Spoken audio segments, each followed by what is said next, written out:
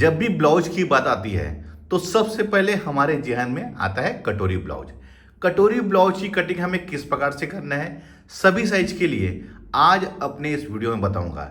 एक ही वीडियो में दोस्तों सभी साइज की कटोरी ब्लाउज की कटिंग हमें किस प्रकार से करना है उसका सारा निचोड़ इस वीडियो में है। तो आप लोग वीडियो को कंटिन्यू और पूरा जरूर देखें। मैंने अभी डेमो के रूप में यहाँ पर इसको ड्रा कर रखा है। इसी में मैं बताऊंगा कि हमें कटिंग किस प्रकार से करना है, शोल्डर किस प्रकार से लेना है, आर्म होल किस प्रकार से लेना है और उसका कटोरी ब्लाउज में डॉट पॉइंट कैसे लेना है और कटोरी का साइज कैसे लेना है, योग पट्टी किस प्रकार से निकालना है, सभी चीजों को इस वीडियो में बताऊंगा। आप लोगों से रिक्वेस्ट है वीडियो को कंटिन्यू जरूर देखें, तभी आप सीख पाएंगे कि कटोरी ब्लाउज की कटिंग हमें कैसे करना है। मैं बहुत ही आसान तरीके से बता रहा हूं दोस्तों, इसकी वजह से ये वीडियो बहुत ही ज्यादा इंपॉर्टेंट होने वाला है। जब भी हम किसी भी साइज की ब्लाउज की कटिंग करते हैं तो सबसे पहले हम उसका लेंथ लेते हैं। तो जो भी लेंथ आता है दोस्तों उसमें हम 1 इंच प्लस करते हैं, वो होती है हमारी सिलाई मार्जिन। मैं इसको आपको मेजरमेंट कर दिखाता हूँ। ये है अभी हमारा 15 इंच, तो 15 इंच में हमारा 1 इंच प्लस है सिलाई मार्जिन, तो ये हमारा बन के आएगा 14 इंच। अब देखिए हमें समझना है इसमें दोस्तों ऊपर के साइड में हमें 3/4 यानी कि क्वार्टर इंच कम 1 इंच इसमें हमें दबाव रखना है। शोल्डर गिरने के कारण ये भी होता है दोस्तों कि हम ऊपर से शोल्डर का दबाव सही नहीं रखते। और ध्यान रखिए पाइपिंग लगाते समय हमें गले के 2-3 इंच यहाँ पर आगे के साइड में और पीछे के साइड में हल्का सा ज़्यादा खींचना है, तभी यहाँ पर शोल्डर में हमारे ग्रिप रहेगा, तो कंधा हमारा कभी भी नहीं गिरेगा। ध्यान रखेंगे मैंने ऊपर में लिया है 3/4 और वैसे दोस्तों नीचे के साइड में क्वार्टर इंच, ये क्वार्टर इंच, तो ये हमारा 1 इंच हमारा मैनेज हो जाएगा। हमारी मार्जिन 1 इंच हमने मार्जिन लिया है, तो 3/4 ऊपर की तरफ और क्वार्टर इंच नीचे के साइड में, ये 1 इंच हमारा हो गया है। अब देखिए उसमें आते हैं हम शोल्डर में। तो देखिए मैं डीप गले के अकॉर्डिंग बता रहा हूँ, ये 36 साइज का ब्लाउज के हिसाब से बता रहा हूँ। इसकी वजह से मैंने इसका शोल्डर लिया है 10.5 इंच। तो 10.5 इंच का हाफ कितना दोस्तों 5.25 इंच, तो मैंने 5.25 इंच में लिया है। और इसका गले का जो फैलाव लिया हूँ दोस्तों, ये लिया हूँ मैंने 2.5 इंच।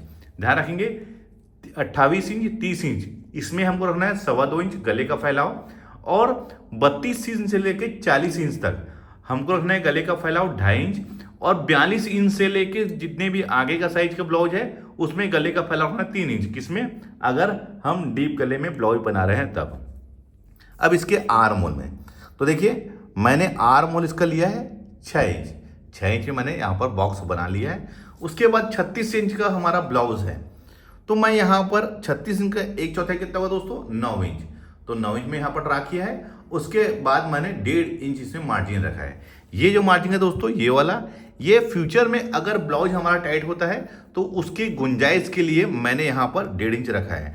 आप 1.5 इंच से ज़्यादा भी रख सकते हैं, लेकिन 1.5 इंच सफिशिएंट है दोस्तों, क्योंकि ज़्यादा मार्जिन रखने से यहाँ पर कपड़ा हमारा मोटा हो जाता है। तो आप 1.5 इंच यहाँ पर मार्जिन रखें। देखिए 36 इंच का 1/4 9 इंच हो जाएगा और 1.5 इंच मार्जिन। अब इसका कमर है हमारा 28 इंच, तो 28 इंच का 1/4 हुआ दोस्तों 7 इंच। ये 7 इंच में 1 इंच बैक का डार्ट के लिए, और ये 1.5 इंच जैसे हमने ऊपर मार्जिन लिया है वैसी कमर में भी मैंने मार्जिन लिया हूँ। हमें चाहे वो सीना हो, चाहे वो कमर हो, चाहे वो बाजू अस्तीन हो, सभी में 1.5 इंच की इक्वल मार्जिन लेनी है। इस बात का हमें ध्यान रखना है। ये हो गया। अब देखिए मैंने यहाँ पर यहाँ से यहाँ पर 1/2 इंच में अंदर की तरफ एक तिरछी लकीर खींचा हूँ। इससे क्या होता है दोस्तों, एक बढ़िया फिटिंग आती है आर्म होल की। यहाँ पर कोई भी सल रिंकल्स झोल नहीं आता, बहुत ही परफेक्ट फिटिंग आती है। अब उसके बाद दोस्तों यहाँ पर से 1 इंच में मैं निशान लगा के इसको यहाँ पर तक मेजरमेंट किया हूँ। कहाँ तक, ये सीधी लाइन तक, तो ये 2.5 इंच आ रहा है। उसी 2.5 इंच को हम तिरछी लकीर में यहाँ पर निशान लगा लेंगे, और यहीं पर से ही हम यहाँ पर एक राउंड शेप बैठा लेंगे। ये हमारा सामने पार्ट की गहराई होगी। ध्यान रखेंगे मैंने यहाँ से 1 इंच में नाप करके निशान लगाया है। उसके बाद यहाँ से यहाँ तक नाप लिया हूँ, ये 2.5 इंच है, और 2.5 इंच को मैंने यहाँ पर निशान लगा के इसी के अंदर मैंने यहाँ पर सामने पार्ट की गहराई का शेप लिया है। अब ध्यान रखना दोस्तों, ये तिरछी लकीर हमें कब खींचना है, तो आप छोटे साइज के ब्लाउज में जैसे कि 28 इंच 30 इंच में आप तिरछी लकीर मत खींचिए, क्योंकि उसमें यहाँ पर तिरछी लकीर खींचेंगे तो यहाँ पर से हमारा ब्लाउज खिंचाएगा, सही फिटिंग नहीं आएगी। उसी प्रकार से आप हैवी साइज में 40 इंच, 42 इंच, 44 इंच, 46 इंच में, उसमें भी हमको ये तिरछी लाइन खींचने की आवश्यकता नहीं है।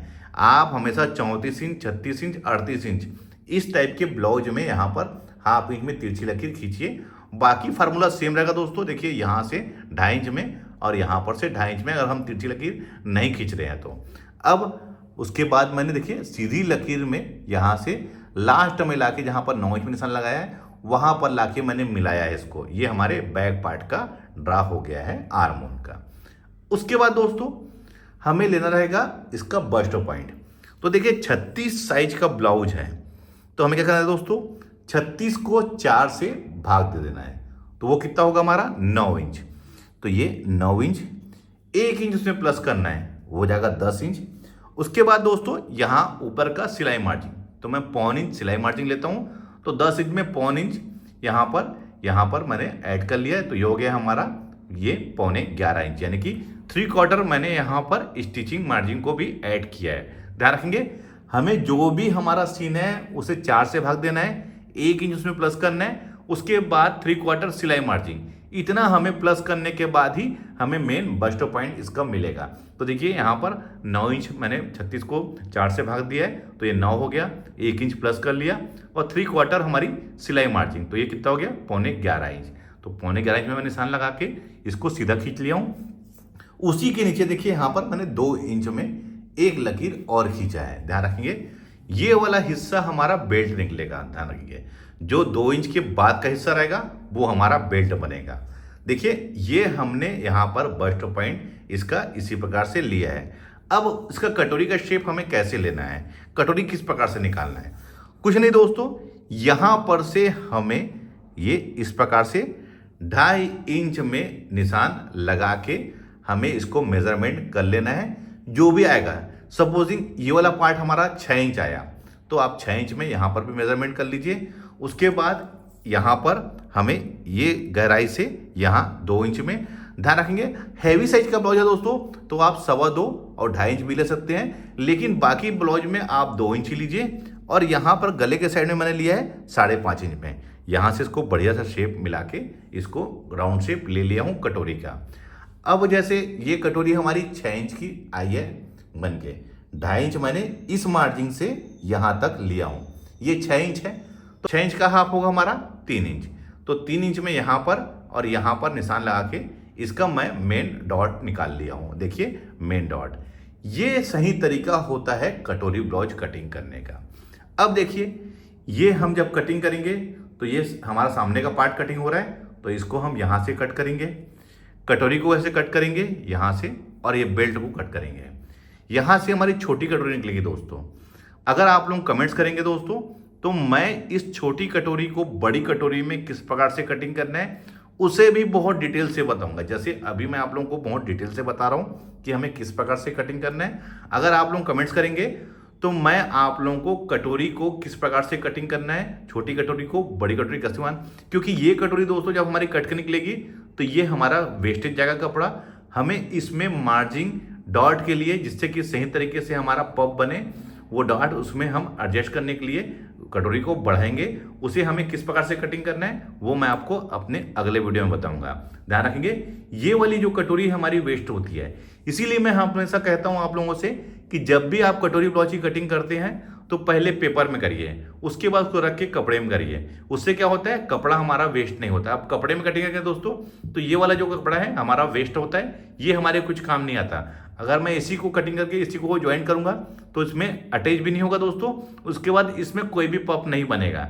पफ सामने की फिटिंग के लिए बहुत ही ज़्यादा जरूरी है। ये हो गया। उसके बाद दोस्तों ये बेल्ट जब हमारा कट के बाहर निकलेगा तो हमें नीचे के साइड में यहाँ पर इसे 1.25 इंच यानी कि 3/4 हमें इसको बढ़ाना पड़ेगा, क्योंकि वो हमारी सिलाई मार्जिन रहेगी। ध्यान रखेंगे इस बात को।